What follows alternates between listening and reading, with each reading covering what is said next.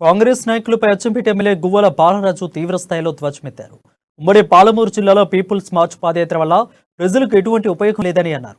కర్ణాటక ఎన్నికల ఫలితాలు తెలంగాణలోనూ ఉంటాయని భ్రమలో బ్రతుకుతూ కాంగ్రెస్ పార్టీ అభ్యర్థులు ఇప్పటి నుండే ముఖ్యమంత్రి అభ్యర్థి కోసం గొడవ పడుతూ పట్టీ పీపుల్స్ మార్చ్ పేరుతో పలు పోర్లు దండాలు యాత్ర చేపడుతున్నారని గువ్వల మండిపడ్డారు.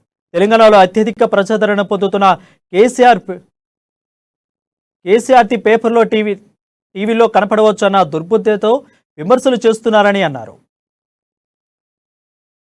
తెలంగాణలో వస్తుందని ఎట్లా మీరు భ్రమలో ఉన్నారు, ఎట్లా కళ్ళు కంటున్నారో నాకైతే చాలా విచిత్రంగానే ఉంది. ఖచ్చితంగా చెప్తా ఉన్నాం, రాబోయే ఎన్నికల్లో సెంచరీ సాధించి ప్రభుత్వాన్ని ఏర్పాటు చేసుకుంటుంది బీఆర్ఎస్ పార్టీ. ముచ్చటగా మూడవసారి ముఖ్యమంత్రి పీఠాన్ని కేసీఆర్ గారు అధిరోహించడం ఖాయం.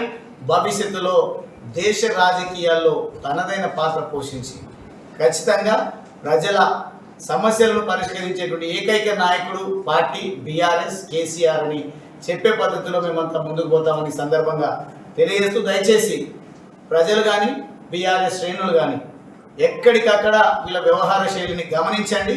ఎక్కడికక్కడ వాళ్ళను చట్టపరంగా లేదంటే ఈ ప్రజాస్వామ్యానికి విలువలు ఉండే విధంగా వారు వాడిన భాష కాకుండా, వారి పద్ధతిలో కాకుండా విఘ్నతతో వినమ్రతతో వాళ్ళ విమర్శలను